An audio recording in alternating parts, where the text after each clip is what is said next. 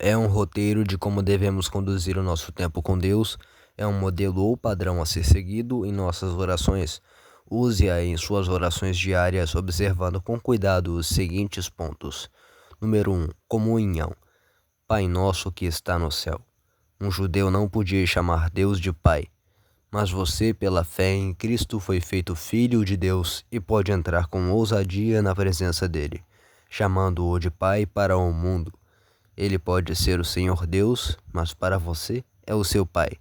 Paulo diz que devemos até chamá-lo de papaizinho ou paizinho, demonstrando intimidade profunda com Deus, porque vocês não receberam o espírito de escravidão para viverem outra vez com medo, mas receberam o espírito de adoção baseados no qual clamamos Abba Pai, que está lá em Romanos capítulo 8, versículo 15. Abba Pai significa paizinho.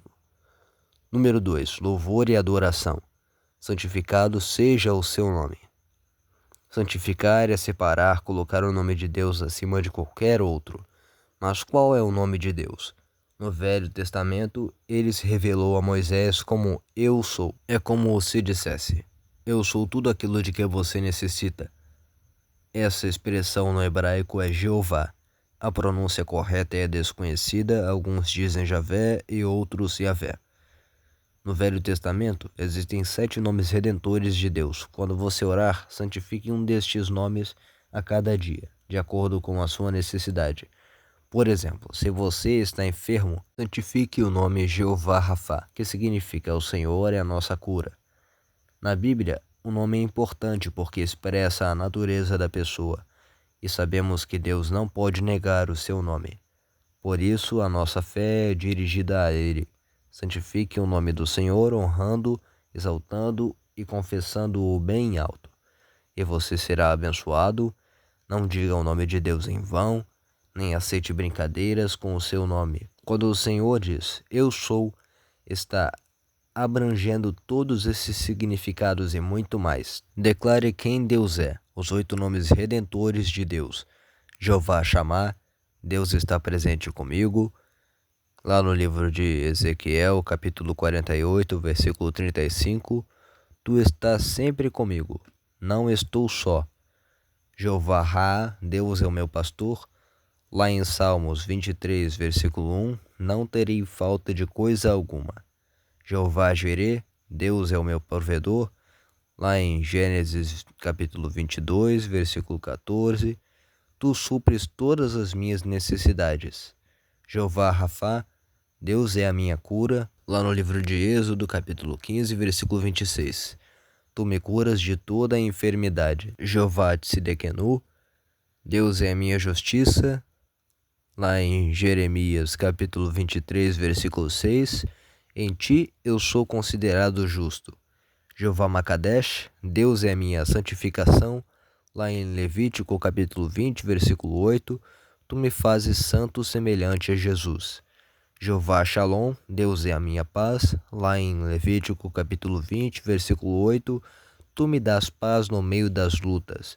Jeová Nissi, Deus é a minha bandeira, lá em Levítico capítulo 20, versículo 8, também diz assim, Tu és a minha vitória. Número 3, clamor. Venha o teu reino. Precisamos pedir pela vinda do reino ou do governo de Deus. Ele precisa se manifestar em sua vida pessoal, família, igreja e nação. Sabemos que depois da queda do diabo, a terra ficou debaixo de sua mão enganadora. O homem foi criado para tomá-la de volta, mas ele pecou, e a terra foi legalmente colocada debaixo do domínio maligno. Então Jesus veio para estabelecer o seu reino na terra. Hoje ele está restrito a nós, sua igreja, mas chegará o tempo em que se estenderá sobre toda a terra. Número 4. Intercessão. Faça a sua vontade. Ser discípulo é seguir a vontade do Mestre, fazer parte de um reino e submeter-se à vontade do Rei soberano. Muitos cristãos ainda governam a própria vida e agem de acordo com o próprio pensamento. Você precisa orar todos os dias para conhecer e fazer a vontade de Deus em todas as áreas da sua vida. Peça a Ele para que isso aconteça. Número 5. Petição. Dá-nos o pão de cada dia. Aqui o pão representa tanto o suprimento material quanto o espiritual. Sabemos que o Senhor não deseja que nos preocupemos com o dia de amanhã, por isso Ele nos orienta para que peçamos o pão de cada dia. Entenda que Deus se preocupa com o seu suprimento. Não existe nada tão grande que Ele não possa fazer ou algo tão pequeno que julgamos ser que não seja também importante para Ele. Número 6. Confissão. Perdoa-nos assim como nós perdoamos.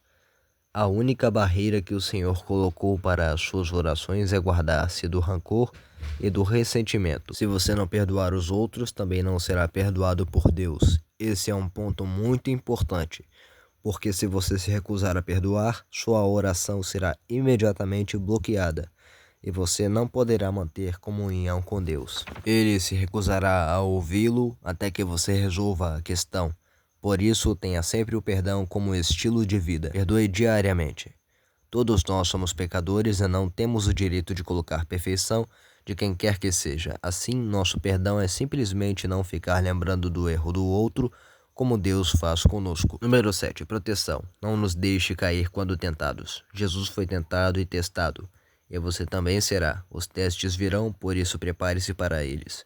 A maneira de se preparar é pedir a Deus que o livre da tentação e da queda. Reconheça que você está sentindo desejos, passando por tentações. Seja humilde e reconheça que você não pode vencê-los pela sua força.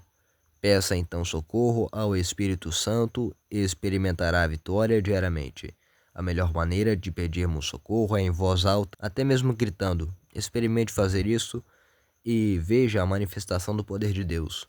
Número 8. Guerra espiritual. Livra-nos do mal. Você precisa entender que está no meio de uma guerra espiritual. De um lado está Deus, de outro o diabo, que é sedutor e tentador. Por isso, você deve orar para não cair quando tentado.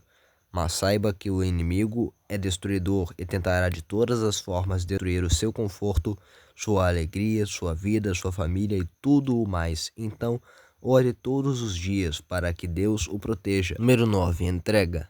Seu é o reino, o poder e a glória. Reino, poder e glória são tudo o que as pessoas têm buscado. Reino, poder e glória refletem os desejos do nosso ego. Por isso, almejamos conquistá-lo. Nosso ego quer ser Deus e, para não satisfazê-lo, precisamos entregar tudo a Deus. O que é reino? Reino nos fala de bens, riquezas e respeito e reconhecimento. Toda pessoa procura essas coisas e pode até ficar ofendida quando não as alcança. Todos nós queremos construir um reinozinho pessoal, pensando assim em encontrar a sua realização. Mas é necessário entregarmos esse reino para Deus. O que é poder? É um desejo íntimo de mandar, de ter a primazia. Muitas vezes gostamos de poder dizer: vai e diga ao fulano que fui eu quem mandou. Isso nos traz realização e mostra que nós somos conhecidos na praça. O poder também envolve dons e capacidades, levando-nos a pensar que podemos fazer certas coisas que os outros não podem, ou somos mais capazes que eles. Tais fazem com que nos sintamos felizes e realizados. Devemos entregar todas as nossas habilidades e posições para Deus. Por fim, buscamos também a glória, que assim como o elogio e a fama, é um ponto importante para o nosso ego, mas sabemos que ela pertence somente a Deus. Em Filipenses capítulo 2, versículos 5 ao 8, lemos que o próprio Senhor Jesus entregou sua glória esvaziando-se de sua condição divina para viver entre nós. Da mesma maneira, aqueles que seguem a Cristo devem tomar a sua cruz, ou seja, abrir mão do reino do poder e das glórias pessoais, porque dizemos que a força, a glória, a sabedoria e o poder, a majestade pertencem a Deus. Porque todos nós, inconscientemente, estamos buscando essas coisas, por isso você precisa declarar dia após dia que elas pertencem a Deus. Os que creem em Deus procurem aplicar-se das boas obras.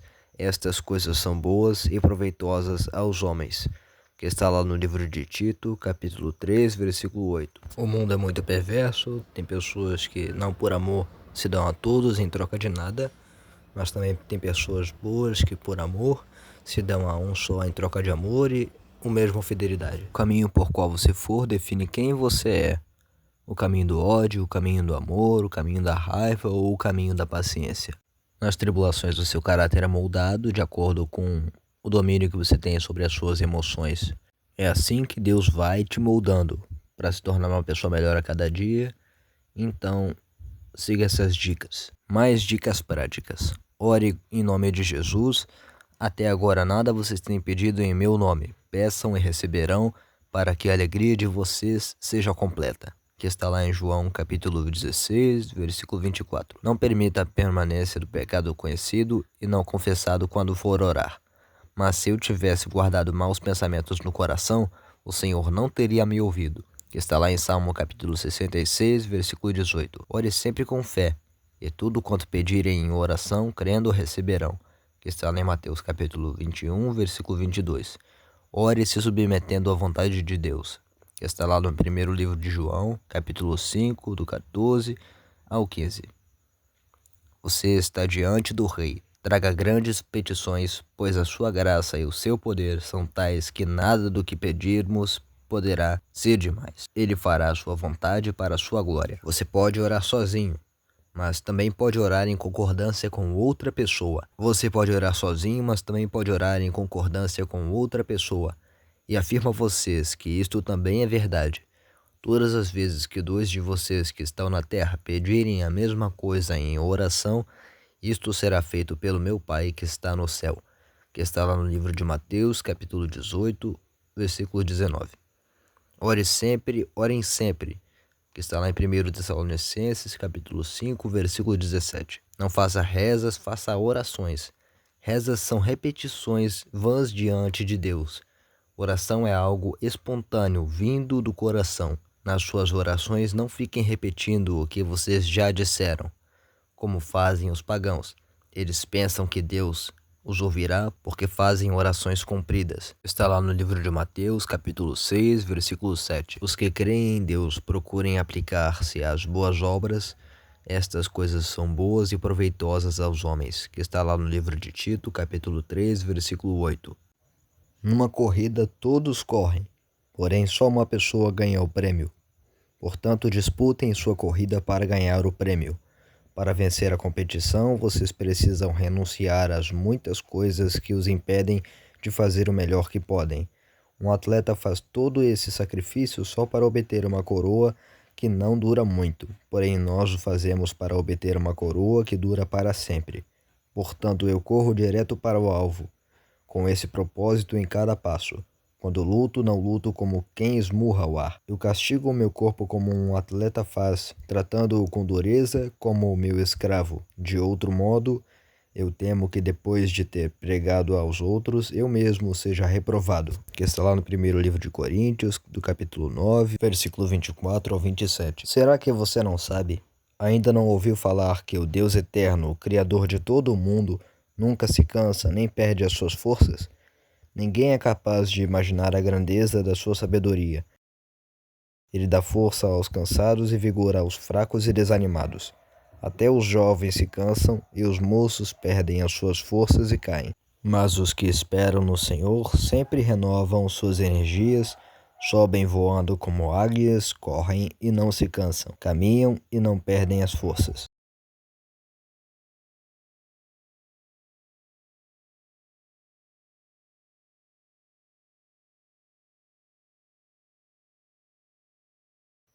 Não jogue essa mensagem fora, assista, preste atenção, reassista e passe adiante. Nosso objetivo é levar a mensagem de Deus ao mundo todo, amém?